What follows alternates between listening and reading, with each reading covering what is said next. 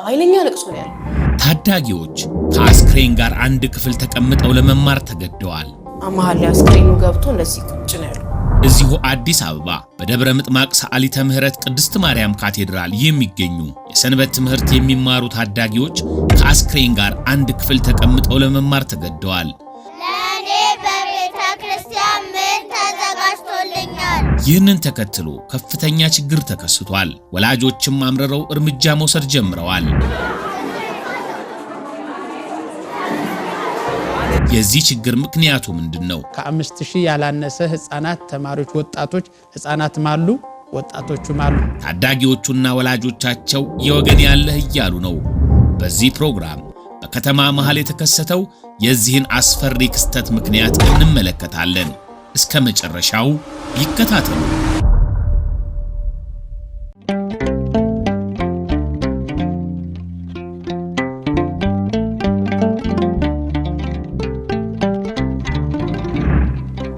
የልጆቻችን መንፈሳዊ ምሽግ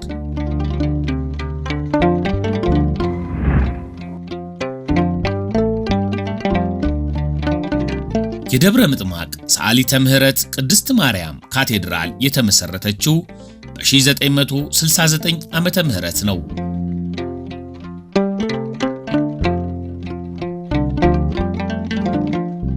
የደብረ ምጥማቅ ሰዓሊተ ምህረት ቅድስት ማርያም ካቴድራል የእውቀት ብርሃን ሰንበት ትምህርት ቤት የትውልድ ብርሃን ምንጭ ሆኖ ከብዙ ዓመታት በፊት መሰረቱን ጥሏል። ህዳር 21 1971 ዓመተ ምህረት በአውደ ምህረት ላይ የተሰጠው የመዝሙር አገልግሎት ሌሎች ሕፃናትንና ታዳጊዎችን ብሎም ወጣቶችን በማነሳሳቱ የብዙዎች መምጫ በር ሆነ። ጥር 11 1971 ዓመተ ምህረት ደግሞ ለመጀመሪያ ጊዜ በልብሰ ዝማሬ አገልግሎት መስጠት ተጀመረ። የካቲት 20 ቀን 1971 ዓመተ ምህረት ሰንበት ትምህርት ቤቱ በይፋ እንዲመሰረት ተደረገ።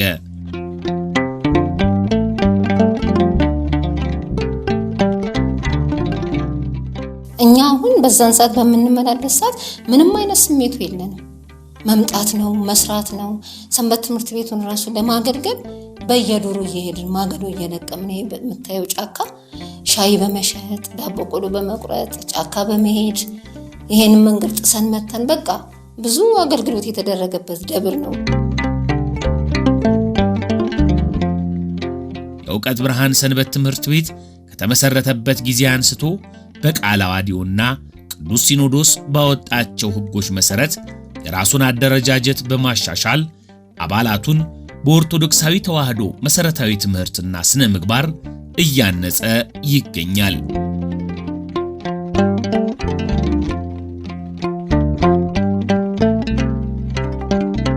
ዛሬ ሰንበት ትምህርት ቤቱ አደረጃጀቱን ከዘመኑ ጋር በማጣመር በ12 አባላት የሥራ አመራር ጉባኤ በ9 መምሪያ ክፍሎችና በ28 ንዑሳን ክፍሎች ተዋቅሮ መንፈሳዊ አገልግሎቱን በጽናት ቀጥሏል።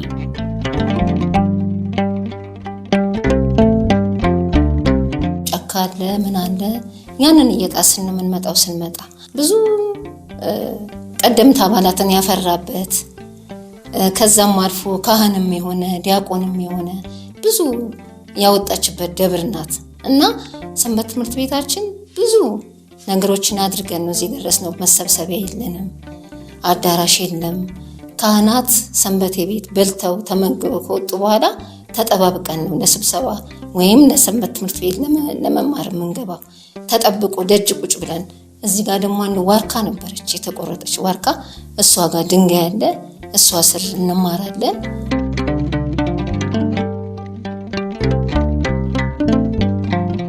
ጠቢቡ ሶሎሞን ልጅህ በሚሄድበት መንገድ አሰልጥነው ባረጀም ጊዜ ከእርሱ አይለይም ይላል። ምሳሌ 22 ቁጥር 6። በዚያኛው ዘመን የቤተ ክርስቲያን ልጆች መንገዳቸውን አገኙ። ወንጌልን ተምረው አስቸጋሪውን የወጣትነት ዘመን በጀግንነት አልፈዋል።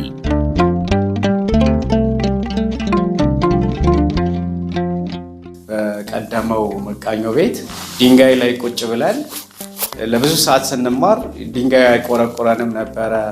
ነፋስ አለው፣ ብርድ አለው፣ ፀሐይ አለው። ግን ያንን ሁሉ በዛ በልጅነት መንፈስ ሳይሰማን እንማር ነበረ።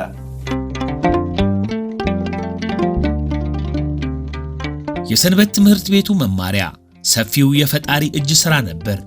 በጫካው አጋምና ቀጋ መካከል እየተመላለሱ በንጹህ ወንዞች እየዋኙ መሬት ላይ ተቀምጠው ወንጌልን ተማሩ። በዛፍ ጥላ ስር የተዘመረው ዝማሬ የነፍሳቸውን ጥም አረካ። አቧራው ትምህርት ነበር፣ ተፈጥሮም መምህራቸው ነበረች።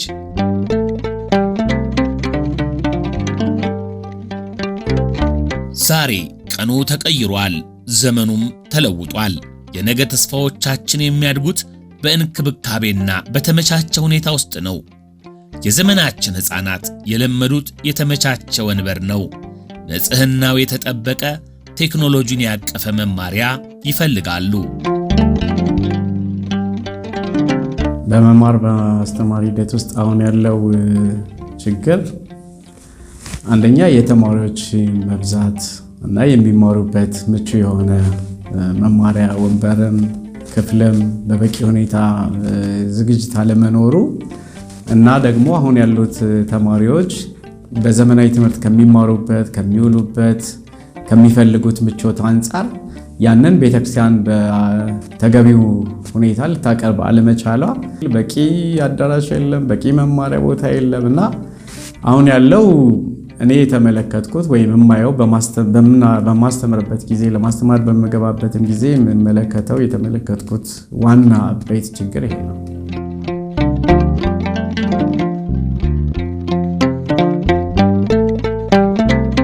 ትውልዱ በቴክኖሎጂ ልቋል። ስለዚህ እንደ ቀድሞው የጀግኖች ዘመን መሬት ላይ ቁጭ ብለው አቧራ ላይ በዛፍ ስር የሰንበት ትምህርት ቤት ትምህርታቸውን ሊከታተሉ አይችሉም። አሁን ባለው ጊዜ ግን ድንጋይ ላይ ቁጭ ብላችሁ ልጆች ተማሩ 1 ሰዓት 30 ደቂቃ ቆዩ ብንላቸው ሊሆን የሚችል አይደለም። ይሁንና ይህ ታላቅ የትውልድ እድገት በከፍተኛ ፈተና ውስጥ ነው። በቂ የመማሪያ ክፍል ባለመኖሩ ተማሪዎች መንፈሳዊ ትምህርታቸውን የሚከታተሉት ለሙታን ፍትሐት በሚደረግበት ክፍል ውስጥ እንዲሆን ተገደዋል።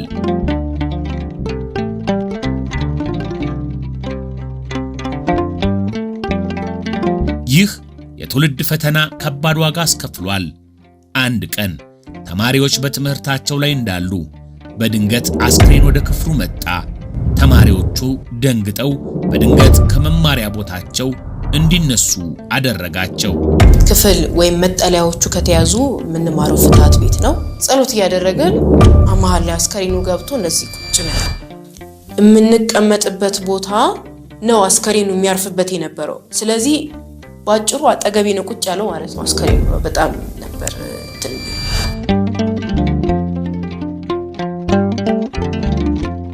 ልጆች ይህንን ወርቃማ ዕድል ተጠቅመው በመንፈሳዊ ትምህርት ላይ ጊዜያቸውን መዋል ሲገባቸው በፍርሃትና በድንጋጤ ተዋጡ። ዕውቀትና ክብር የሚገኝበት ክፍል ለተማሪዎች የመረበሽ ምንጭ ሆነ። በቃ በጣም ደንግጬ ነበረ። ይረብሻል ድንገት ነውና ወዲያው ነው ጸሎት አድርገን ከዛ ክፍል የወጣ ነው። በዘመናችን ልጆችን በስነ ምግባር አጽንቶ በኦርቶዶክሳዊ ባህል አጎናጽፎ የማሳደግ ከባድ ፈተና በወላጆች ትከሻ ላይ ወድቋል። ወላጆችም ልጆች እግዚአብሔር ሰጥቷቸዋልና በትምህርት ሃይማኖት እንዲያሳድጉ በቤተክርስቲያን ደጅ እንዲያድጉ ካህናቶቻቸውን አባቶቻቸውን እያወቁ መስቀል እየተሳለሙ መዝሙር እየዘመሩ ማዕጠንቱን እየታጠኑ ጸበሉ እየተጠመቁ እየጠጡ እምነቱን እየተቀበሉ እንዲያድጉ ማድረግ የምእመናን ትልቅ ድርሻ አላቸው። ቀድሞ ልጆችን ወደ ቤተክርስቲያን ለመላክ ብዙ ፈተና ነበረው። አሁን ባለንበት ዘመን ግን ወላጆች ልጆቻቸውን በመንፈሳዊ ትምህርት ለማነጽ ከዓለሙ ፈተና ሊታደግ የሚችለው መንፈሳዊ ትምህርት መሆኑን እግዚአብሔርን ማወቅ መሆኑን በመንፈስ ጎልብተው በሃይማኖት ጸንተው በምግባር ጎልብተው እንዲያድጉ ልጆቻቸውን የሚልኩበት ቦታ ነውና ሳሊተ ምሕረት የእውቀት ማዕከል ናት። በተለይ ሕፃናት እንደ ጎርፍ የሚጎርፉበት ቦታ ነው።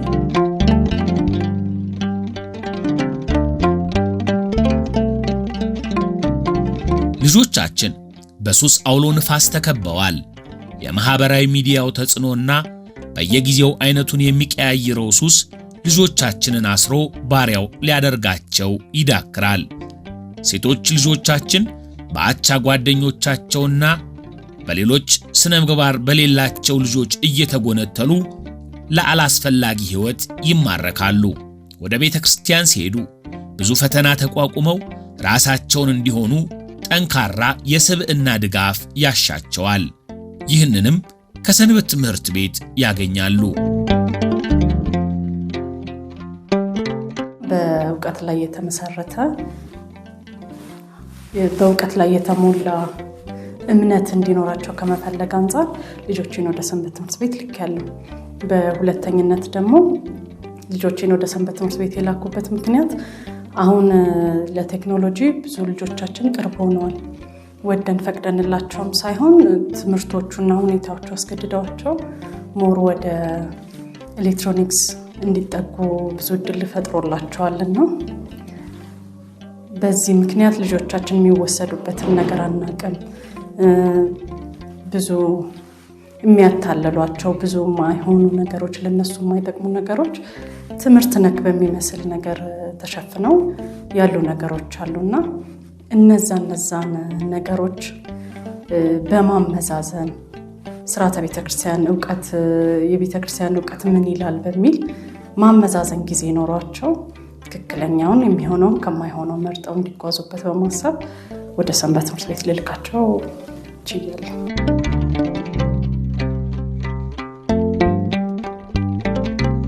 መጽሐፍ ቅዱስ ያስጠነቅቃል። ልጅህን በሚሄድበት መንገድ አሰልጥነው፣ ባረጀም ጊዜ ከእርሱ አይለይም።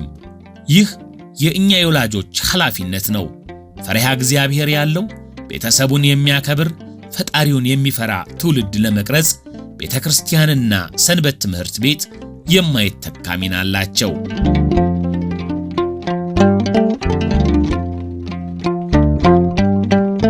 ከዚህ ሁሉ ተጠብቀው ልጆቻችን በጽድቅ እንዲያድጉ ምቹ ዘመናዊና ኦርቶዶክሳዊ መንፈሳዊ የሰንበት ትምህርት ቤቶች ያስፈልጋሉ። የደብረ ምጥማቅ ሰዓሊተ ምሕረት ቅድስት ማርያም ካቴድራል የእውቀት ብርሃን ሰንበት ትምህርት ቤት ለሕፃናት ለታዳጊዎችና ለወጣቶች ምቹ የመማሪያ ማዕከል እየገነባ ነው። ይህ ሕንፃ የልጆቻችን መንፈሳዊ ምሽግ ነው።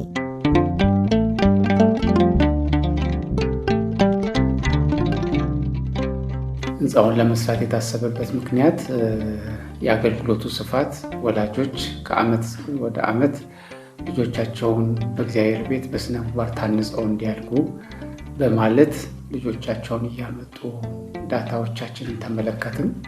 በምናይበት ጊዜ በየዓመቱ እየጨመረ ቁጥሩ መጣ። ስለዚህ ይሄ ከተወሰነ ዓመት በኋላ ከ10 ዓመት በኋላ የዚህ ቁጥር ብዙ እጥፍ እንደሚሆን በማሰብ እዚህ አዳራሻችን ሕንፃችንን በዚህ ልክ ብንሰራው ብዙ አገልግሎት ማገልገል እናስባለን ብለን በማሰብ እና ልዩ ፍላጎት ያላቸውን አካላት እንደ ኦቲዝም፣ አይነ ስውራን፣ የመስማት የተሳናቸውን አካላትና እሳቤው ብዙ ነው፣ አገልግሎቱ ብዙ ነው፣ ፍላጎቱ ብዙ ስለሆነ በዚህ ልክ ብንሰራ የሚመጣውን ትውልድ መታደግ እንችላለን ብለን ስላሰብን ነው።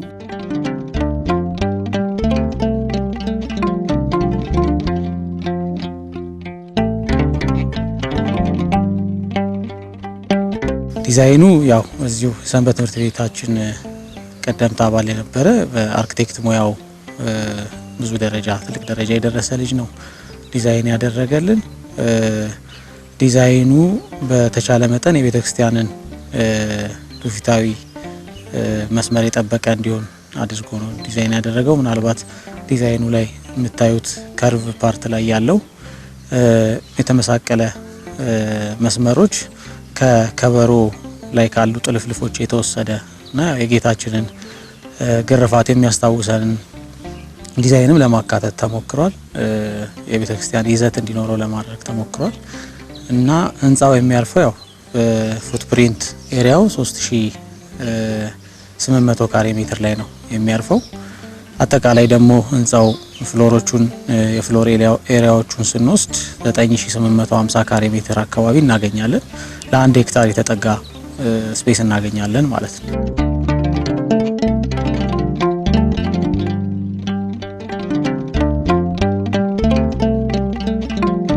ወላጆች ለልጆቻችሁ ብላችሁ በሰንበት ትምህርት ቤቱ ግንባታ መሳተፍ አለባችሁ።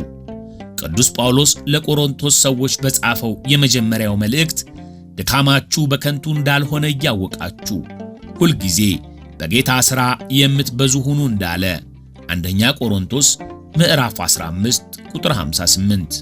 ካለበለዚያ ልጆቻችሁን በአልባሌ ሁኔታ ውስጥ ታገኟቸዋላችሁ። አሁን ለትውልድ ኢንቨስት የምናደርግበት ጊዜ ነው።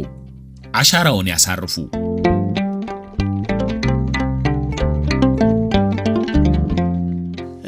አምስት ሺና 4000 ወጣት የሰበሰበ ዕውቀት ብርሃን ሰንበት ትምህርት ቤት ስንል ከሌላ የመጡ ማለት አይደለም። የቤተ ክርስቲያን የምእመናን ልጆች ናቸው ማለት ነው።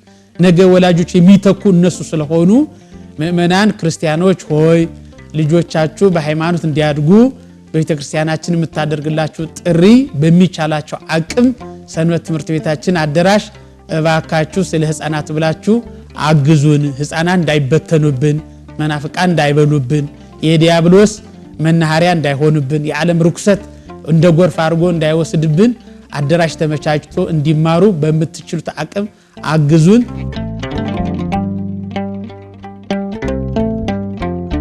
ልዩነቱ የሚመጣው መንፈሳዊ መሰረት ሲጣል ነው። ይህ ህንፃ ብሎኬትና ሲሚንቶ ብቻ አይደለም። ትውልድ በኦርቶዶክሳዊ ተዋህዶ እምነት ጸንቶ የሚቆምበት ማዕከል ነው። ማዕከሉም ከደብሩ አልፎ ለአዲስ አበባ ሀገረ ስብከትና በጥቅሉም ለኢትዮጵያ ኦርቶዶክስ ተዋህዶ ቤተክርስቲያን ሞዴል ፕሮጀክት ነው። በውስጡ ያው ዋና የምንላቸው የመማሪያ ክፍሎች በብዛት ይዟል። ከዛ መሰረታዊ የሚባሉ ደግሞ ያው ከቢልዲንጉ ጋር ተያይዘው የሚኖሩ መጸዳጃ ቤቶችን የመሳሰሉትን ፐብሊክ ስፔሶች ይዟል። ትልልቅ አዳራሾችን ይዟል። በአንድ ጊዜ ከ1700 በላይ ሰዎችን ማስተናገድ የሚችል አዳራሾችን ይዟል። ላይብራሪዎች፣ ትልልቅ ላይብራሪዎች፣ የኮምፒውተር ሩሞች፣ ስቱዲዮዎች፣ ዘመናዊ የሆኑ ስቱዲዮዎችን ይይዛል።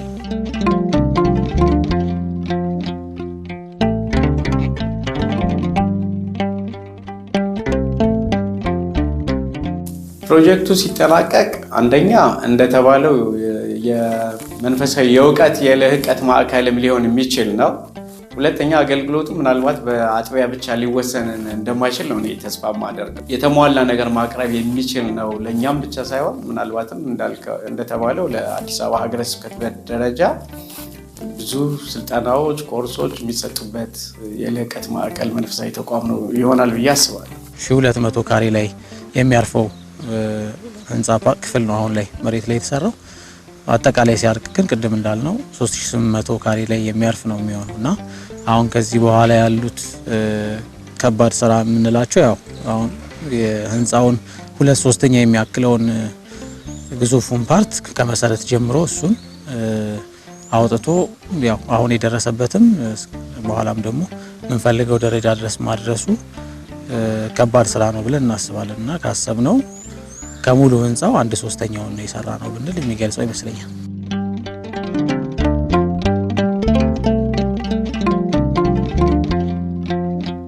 የደብረ ምጥማቅ ሰዓሊተ ምህረት ቅድስት ማርያም ካቴድራል የእውቀት ብርሃን ሰንበት ትምህርት ቤት የእውቀትና የመንፈስ ማዕድ ዘርግቷል።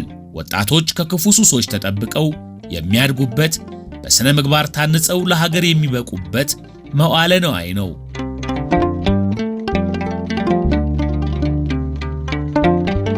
እዚህ ነው የነገ ቤተ ክርስቲያን ተረካቢዎች የሚፈጠሩት። ጠንካራ ጸንተው የሚቆሙ ብርቱዎች ሆነው ሀገራቸውን የሚታደጉ፣ ቤተሰቦቻቸውን የሚያስከብሩ፣ ለሀገርም ለወገንም መከታ የሚሆነ ትውልድ የሚፈጠረው ከዚህ ነው።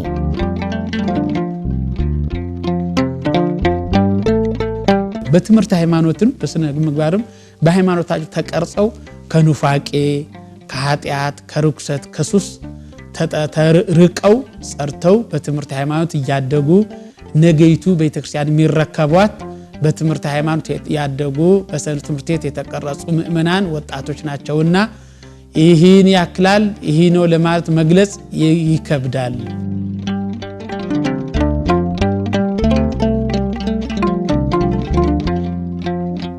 ለዚህ ታላቅ የትውልድ አዳኝ ሥራ የእርሶ የበረከት እጅ ያስፈልጋል። የወጣቶቻችን የወደፊት ዕድል ላይ ኢንቨስት ያድርጉ። ቤተ ክርስቲያን ይህንን የዘመኑን ጥያቄ ተረድታለች። የደብረ ምጥማቅ ሰዓሊተ ምሕረት ቅድስት ማርያም ካቴድራል የእውቀት ብርሃን ሰንበት ትምህርት ቤት ማዕከል የትላንቱን መንፈሳዊነት ከዛሬው ዘመናዊነት ጋር የሚያዋህድ የክብር ማዕከል ነው።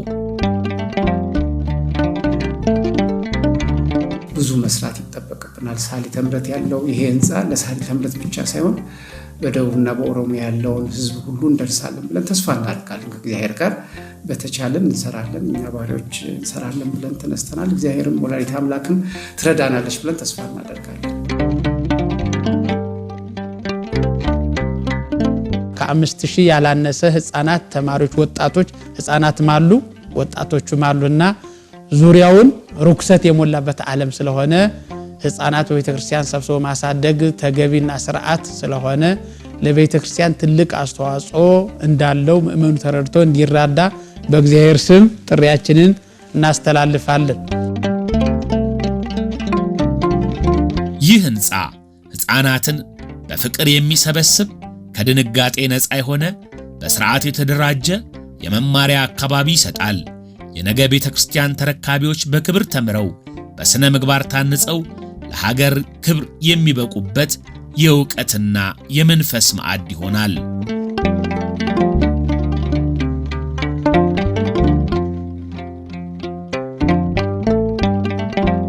በሺዎች ለሚቆጠሩ ወጣቶችና ታዳጊዎች የመማሪያ ክፍሎችን፣ ልዩ ስቱዲዮችን እንዲሁም ክህሎታቸውን የሚያሳድጉባቸው ኦርቶዶክሳዊ ወርክሾፖችን ያሟላ በመሆኑ የበኩሎትን ድጋፍ በማድረግ በትውልድ ተስፋ ላይ ኢንቨስት ያድርጉ።